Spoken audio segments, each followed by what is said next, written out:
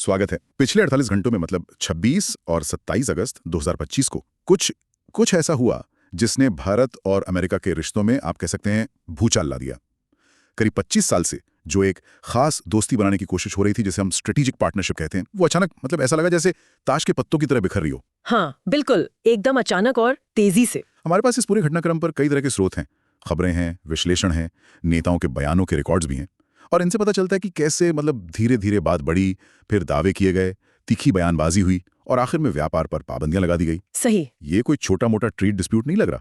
ऐसा लग रहा है जैसे दुनिया के दो सबसे बड़े लोकतंत्रों के बीच रिश्तों की जो बुनियाद है उसमें ही कोई दरार आ गई हो। तो ये सब हुआ कैसे? वो कौन सी खास घटनाएं थी जिन्होंने आप कह सकते हैं आग में घी का काम किया? जो दावे किए जा रहे थे उनमें और हकीकत में कितना फर्क था? हाँ, ये बहुत जरूरी है समझना। और सबसे अहम बात, इस सब के बड़े मायने क्या हैं? सिर्फ भारत अमेरिका के लिए नहीं, बल्कि पूरी दुनिया के लिए इसके क्या संकेत हैं? तो चलिए इस उलझे हुए मामले को जरा परत दर परत खोलते हैं। बिल्कुल। तो कहानी शुरू कहाँ से हुई? ये हुई 26 अगस्त की सुबह। जर्मनी का एक बहुत ही प्रतिष्ठित अखबार है, फ्रैंकफर्टर एल्जेमाइलस साइटुंग, लोग उसे FAZ कहते हैं। उसमें एक रिपोर्ट छपी और उसका शीर्षक ही मतलब अपने आप में कहानी कह रहा था, ट्रंप फोन करते हैं, मोदी नहीं उठाते। ओह, ये तो हेडलाइन ही काफी है। हाँ, और खबर वाकई चौंकाने वाली थी। रिपोर्ट में दावा किया गया कि पिछले कुछ हफ्तों में अमेरिकी राष्ट्रपति डोनाल्ड ट्रंप ने भारत के प्रधानमंत्री नरेंद्र मोदी को 4 अलग अलग मौकों पर फोन करने की कोशिश की। 4 बार? और रिपोर्ट के मुताबिक हर बार प्रधानमंत्री मोदी ने कॉल रिसीव करने से मना कर दिया। अच्छा, मना कर दिया। हाँ। रिपोर्ट में वजह यह बताई गई कि प्रधानमंत्री मोदी काफी नाराज थे, लेकिन साथ ही वो सावधान भी थे। नाराजगी और सावधानी क्यों? खासकर इसलिए क्योंकि रिपोर्ट के अनुसार पहले भी ऐसा हो चुका था कि राष्ट्रपति ट्रंप ने फोन पर जो बात हुई उसे बाद में अपने हिसाब से पेश किया, मतलब थोड़ा तोड़ मरोड़ कर, जैसे वो वियतनाम ट्रेड डील वाले मामले में हुआ था। अच्छा, हाँ वो मामला याद है। तो मतलब भरोसे की कमी? शायद। रिपोर्ट तो यही इशारा कर रही थी। और ये खबर तो फिर बहुत तेजी से फैली होगी। हाँ बिल्कुल, जंगल की आग की तरह। इसमें एक और बात हुई। बर्लिन में एक थिंक टैंक है, ग्लोबल पब्लिक पॉलिसी इंस्टीट्यूट, उसके सह संस्थापक है थॉर्स्टेन बेनर। हाँ, जाना माना नाम है। उन्होंने इस रिपोर्ट को सोशल मीडिया पर शेयर कर दिया। इससे खबर की जो विश्वसनीयता थी वो और बढ़ गई और ये तुरंत अंतर्राष्ट्रीय मीडिया की सुर्खी बन गई। तो ये घटना अपने आप में क्या दिखाती है? यही कि दोनों नेताओं के बीच भरोसे का संकट शायद बहुत गहरा हो चुका था। सोचिए, सबसे ऊंचे लेवल पर सीधी बातचीत का रास्ता ही एक तरह से बंद हो गया था। ये तो बहुत बड़ी बात है। मतलब राष्ट्राध्यक्षों के बीच तो हॉटलाइन होती है, फौरन बात होती है। वही तो, और यहाँ कॉल ही नहीं उठाई जा रही। अच्छा, तो ये तो थी 26 अगस्त की सुबह की बात। उसी दिन दोपहर में अमेरिका में व्हाइट हाउस के अंदर कैबिनेट की मीटिंग चल रही थी और वहां राष्ट्रपति ट्रंप ने एक बिल्कुल ही अलग कहानी सुनाई। अच्छा, क्या कहा उन्होंने? उन्होंने दावा किया कि हाल में जो भारत और पाकिस्तान के बीच तनाव बढ़ा था, जिसे वो खुद परमाणु युद्ध का खतरा बता रहे थे, उसको टालने में उनकी बहुत बड़ी भूमिका थी। ओह, उन्होंने क्रेडिट लिया? हाँ, और इसका उन्होंने अब तक का सबसे लंबा चौड़ा ब्यौरा दिया। उनके अपने शब्द कुछ ऐसे थे कि मैं भारत के एक बहुत ही शानदार व्यक्ति मोदी से बात कर रहा हूँ। मैंने कहा, आपके और पाकिस्तान के बीच क्या चल रहा है? फिर मैंने पाकिस्तान से व्यापार पर बात की। मैंने कहा, मुझे कल फोन करना, लेकिन हम तुम्हारे साथ कोई डील नहीं करेंगे या तुम पर इतने ज्यादा टैरिफ लगा देंगे कि तुम्हारा सिर घूम जाएगा। तुम युद्ध में नहीं पड़ोगे। करीब 5 घंटे के अंदर ये हो गया। 5 घंटे में? ये बयान तो बहुत अजीब है, लेकिन जब हम इसके दावों को जरा ध्यान से देखते हैं तो कई सवाल खड़े होते हैं। जैसे? पहली बात तो उनका ये कहना कि भारत और पाकिस्तान के बीच तनाव सैकड़ों सालों से है। ये तो दक्षिण एशिया के इतिहास की बिल्कुल बेसिक समझ पर ही सवाल उठाता है। भारत और पाकिस्तान तो देश के तौर पर 1947 में बने हैं, उन्हें अभी 100 साल भी पूरे नहीं हुए हैं। हाँ, ये बात तो सही है, सैकड़ों साल कहाँ से आ गए। बिल्कुल। दूसरी बात, ये दावा फैज की रिपोर्ट से एकदम उलट है। फैज कह रहा है कि मोदी फोन नहीं उठा रहे थे और ट्रंप कह रहे हैं कि उनकी मोदी से बात हुई और उन्होंने मामला सुलझा दिया। हाँ, ये तो सीधा विरोधाभास है। और रिकॉर्ड के मुताबिक दोनों नेताओं के बीच जो आखिरी बार पुख्ता तौर पर बात हुई थी वो 17 जून 2025 को हुई थी। उसके बाद की किसी बातचीत की कोई पुष्टि नहीं है। और तीसरी बात क्या थी इसमें? तीसरी बात, उनका ये दावा कि 5 घंटे में सब ठीक हो गया, ये भी असलियत से मेल नहीं खाता। मई 2025 में जो भारत पाकिस्तान के बीच तनाव कम हुआ था वो एक प्रक्रिया के तहत हुआ था। उसमें एक खास ऑपरेशन का भी जिक्र आता है। अनौपचारिक तौर पर उसे ऑपरेशन सिंदूर कहा गया। वो करीब 7 से 10 मई तक चला था, मतलब लगभग 4 दिन। 4 दिन? और वो कह रहे हैं 5 घंटे? हाँ, इसमें कई लेवल पर खासकर मिलिट्री चैनल्स के जरिए धीरे धीरे तनाव कम किया गया था। ये कोई 5 घंटे का खेल नहीं था। और सबसे बड़ी बात, भारत के विदेश मंत्रालय में उस समय भी साफ तौर पर कहा था कि इस तनाव को कम करने में अमेरिका की कोई मध्यस्थता वाली भूमिका नहीं थी। तो मतलब एक तरफ जर्मन अखबार कह रहा है बातचीत ही नहीं हुई, हाँ। दूसरी तरफ अमेरिकी राष्ट्रपति पूरी बातचीत का ब्यौरा देकर युद्ध टालने का क्रेडिट ले रहे हैं। ये तो जमीन आसमान का फर्क है दावों में। बिल्कुल, इससे तो भरोसे का संकट और गहराता ही नजर आता है। हाँ, ये विरोधाभासी बयान जो है ये दोनों देशों के बीच कम्युनिकेशन गैप और बढ़ते अविश्वास को ही दिखाते हैं। ऐसा लगता है जैसे दोनों पक्ष अपनी अपनी कहानी बना रहे थे जो एक दूसरे से बिल्कुल अलग थी। सही कहा आपने। अच्छा, तो ये सब चल ही रहा था कि 26 अगस्त की शाम को एक और मामला सामने आ गया। जॉर्जटाउन यूनिवर्सिटी की प्रोफेसर हैं क्रिस्टीन फेयर। हाँ, क्रिस्टीन फेयर दक्षिण एशिया मामलों की जानी मानी एक्सपर्ट है। हाँ, तो उनका एक इंटरव्यू वायरल हो गया।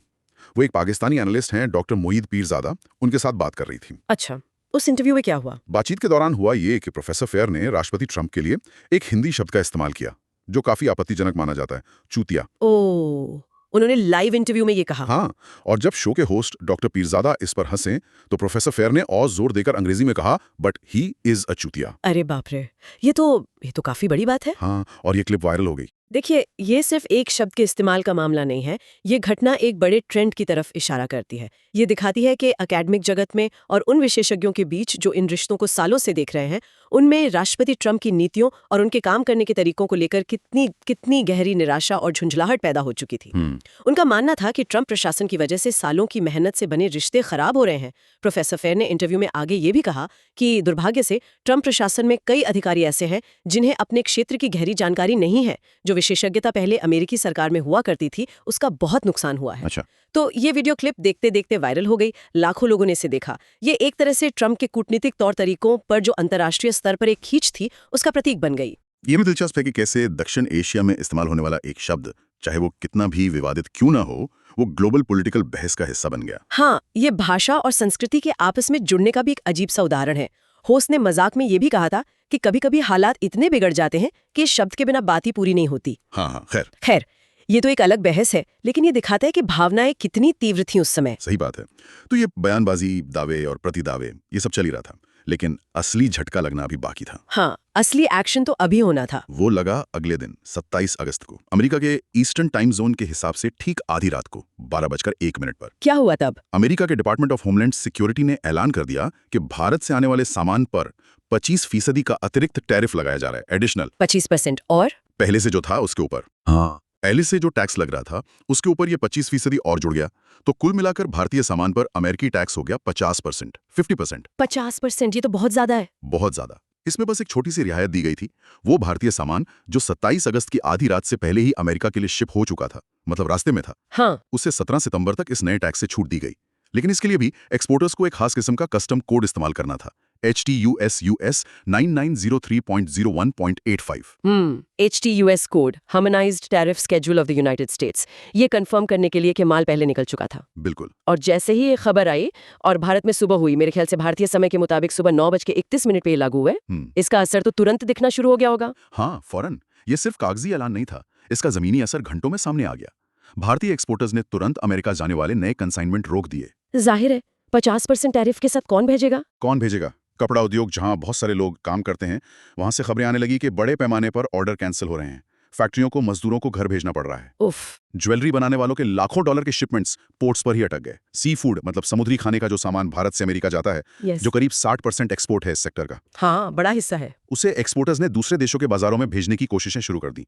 मतलब अफरा तफरी मच गई। तो असर बहुत तेज और गहरा था। बहुत तेज। फरीदा प्राइवेट लिमिटेड नाम की एक कंपनी के मैनेजिंग डायरेक्टर हैं अहमद, उन्होंने साफ कहा। हाँ, मैंने भी पढ़ा था उनका बयान। उन्होंने कहा कि इसका भारतीय निर्यातकों पर बहुत बुरा असर पड़ेगा, क्योंकि 50% टैरिफ इतना ज्यादा है कि कोई भी अमेरिकी ग्राहक इसे चुकाना नहीं चाहेगा। सही बात है, अव्यवहारिक है बिल्कुल। और ये सिर्फ एक्सपोर्ट की बात नहीं थी, दोनों देशों के शेयर बाजारों में भी घबराहट फैल गई। भारी उतार चढ़ाव देखने को मिला। हाँ, वो तो होना ही था। और सप्लाई चेन में भी, मतलब सामान बनाने से लेकर ग्राहक तक पहुंचाने का जो पूरा सिस्टम है, उसमें कुछ ही घंटों में रुकावटें आने लगी। तो शुरुआती अनुमान क्या थे? कितना नुकसान हुआ? शुरुआती अनुमान ये थे कि करीब $3.6 बिलियन के भारतीय एक्सपोर्ट पर इसका सीधा और तत्काल असर पड़ा। $3.6 बिलियन। हाँ, और चिंता की बात यह थी कि इसका सबसे ज्यादा असर उन उद्योगों पर पड़ रहा था जिनमें बहुत सारे लोग काम करते हैं, जैसे कपड़ा, चमड़ा, हैंडीक्राफ्ट्स। हाँ, लेबर इंटेंसिव सेक्टर्स। बिल्कुल। अनुमान लगाया गया कि इन श्रम प्रधान उद्योगों में करीब 5 करोड़ नौकरियों पर खतरा मंडराने लगा था। 5 करोड़, यह आंकड़ा बहुत बड़ा है। 5 करोड़ नौकरियां, ये तो बहुत ही गंभीर बात है। जाहिर है, इतने बड़े आर्थिक झटके के बाद भारत में राजनीतिक प्रतिक्रिया भी तेज हुई होगी। हाँ, बिल्कुल। विपक्षी पार्टियों ने सरकार पर निशाना साधा। कांग्रेस पार्टी के एक सांसद हैं मणिकम टैगोर, हाँ, उन्होंने सीधे प्रधानमंत्री मोदी पर हमला बोला। सोशल मीडिया पर लिखा, ये कोई कुशल राजनीति नहीं, ये तो आत्मसमर्पण है। ट्रंप ने फिर से भारत पाक मामले में मध्यस्थता का दावा किया है। प्रधानमंत्री इन झूठों और झूठे दावों का जवाब कब देंगे? तो मतलब घरेलू राजनीति भी गर्मा गई। ये तो होना ही था। अब अगर हम इन तात्कालिक आर्थिक और राजनीतिक असर से थोड़ा आगे बढ़कर देखें तो इसके रणनीतिक मायने क्या है, मतलब लंबे समय में इसका क्या असर हो सकता है। हाँ, ये समझना बहुत जरूरी है। यहीं पर मामला और गंभीर हो जाता है। अमेरिका के पूर्व राष्ट्रीय सुरक्षा सलाहकार रह चुके हैं जॉन बोल्टन। बोल्टन वो अपनी बेबाक राय के लिए जाने जाते हैं। उन्होंने चेतावनी दी कि जितनी ज्यादा देर तक भारत को इस तरह अधर में लटकाया जाएगा, मतलब अनिश्चितता में रखा जाएगा, नई दिल्ली और वॉशिंगटन के रिश्ते उतने ही ज्यादा खराब होते जाएंगे। हमें यहाँ कुछ बड़े भू राजनीतिक बदलावों को समझने की जरूरत है जो इस घटनाक्रम से जुड़े हैं या कह सकते हैं कि तेज हुए हैं। जैसे कि क्या बदलाव? पहला है चीन का पहलू।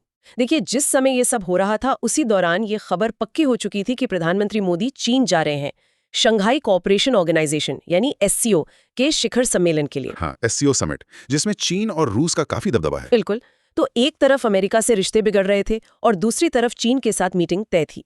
कई विश्लेषकों का मानना है कि अमेरिकी दबाव ने अनजाने में भारत को चीन के साथ अपने संबंध सुधारने और बाकी दुनिया के साथ, खासकर ग्लोबल साउथ के देशों के साथ अपने रिश्ते मजबूत करने की तरफ और तेजी से धकेल दिया। मतलब भारत अपनी स्ट्रेटेजिक ऑटोनॉमी या रणनीतिक स्वायत्ता पर और जोर देने लगा। हाँ, एग्जैक्टली। अपनी विदेश नीति में उस पर और जोर देना शुरू कर दिया। ये तो हुआ चीन का पहलू। और पाकिस्तान के बारे में क्या कहेंगी? उस पर क्या असर हुआ? दूसरा पहलू पाकिस्तान का ही है। इस पूरे प्रकरण में ऐसा लगा कि अमेरिका का झुकाव पाकिस्तान की तरफ बढ़ गया। वो कैसे? देखिए, भारत पर 50% टैरिफ लगाया गया, जबकि पाकिस्तान पर जो टैरिफ था वो करीब 19% ही रहा। अच्छा, इतना फर्क? हाँ, और उसी दौरान पाकिस्तानी सेना के प्रमुख जनरल आसिम मुनीर का व्हाइट हाउस में स्वागत किया गया, जबकि खबरें आ रही थी कि भारतीय प्रधानमंत्री के फोन कॉल नजरअंदाज किए जा रहे हैं। ये तो बड़ा अजीब कॉम्बिनेशन है। इससे एक गलत संदेश गया, मानो अमेरिका लोकतांत्रिक भारत और सैन्य शासन वाले पाकिस्तान को एक ही पलड़े पर तौल रहा हो।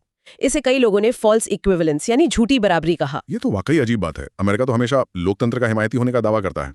अच्छा, तीसरा बड़ा बदलाव क्या था? तीसरा बड़ा असर अमेरिका की अपनी गठबंधन प्रणाली, जिसे अलायंस सिस्टम कहते हैं, उस पर पड़ा। भारत अमेरिका का कोई औपचारिक सैन्य सहयोगी तो नहीं है, लेकिन पिछले 25 सालों में वो एक बहुत महत्वपूर्ण रणनीतिक साझेदार बनकर उभरा था। हाँ, स्ट्रेटेजिक पार्टनर। इस घटना से उस भरोसे को जबरदस्त चोट पहुंची, खासकर क्वाड यानी क्वाड्रिलैटरल सिक्योरिटी डायलॉग। हाँ, जिसमें अमेरिका, भारत, जापान और ऑस्ट्रेलिया है। हाँ, जिसे चीन के बढ़ते प्रभाव को संतुलित करने के नजरिए से देखा जाता है, उसकी विश्वसनीयता पर सवाल खड़े हो गए।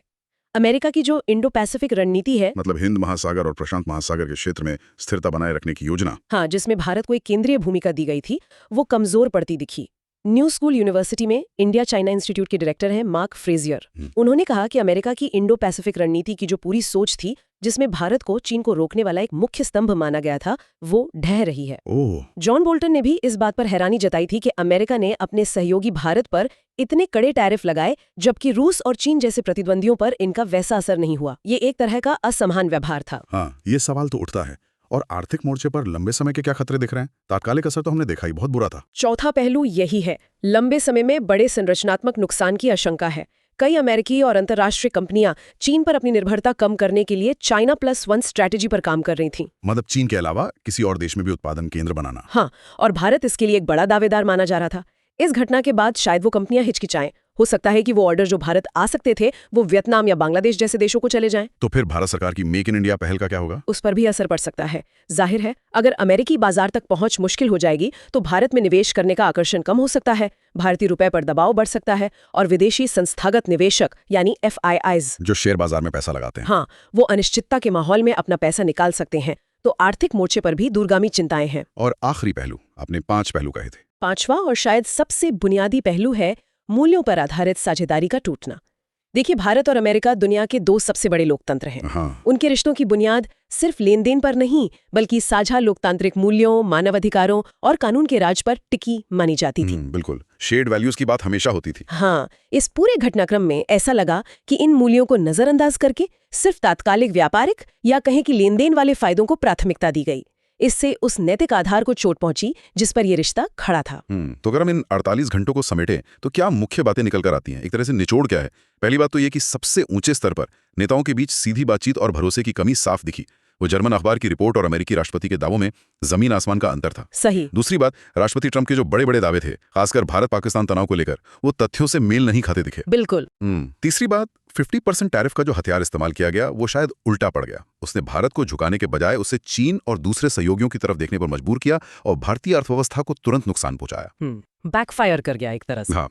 चौथी बात, एकेडमिक और विशेषज्ञ जगत में अमेरिकी प्रशासन के रवैये को लेकर गहरी नाराजगी थी, जिसका प्रतीक वो प्रोफेसर फेयर का कमेंट बना। हाँ, वो भी एक अहम बिंदु था। और पांचवी और सबसे अहम बात, शायद एक बड़े भू राजनीतिक बदलाव की शुरुआत हुई, जिसमें भारत अपनी पारंपरिक विदेश नीति के समीकरणों को नए सिरे से देख रहा है और अमेरिका अपने ही सहयोगी देशों से दूर होता दिख रहा है। आपने बिल्कुल सही सार निकाला है।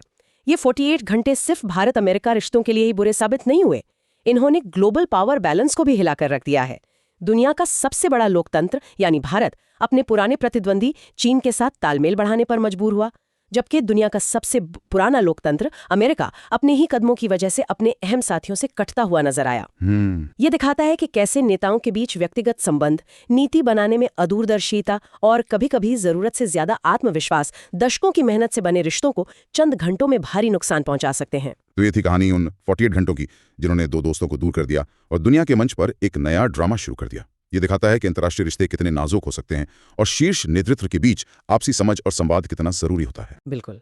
और जाते जाते एक सवाल सोचने के लिए छोड़ जाते हैं।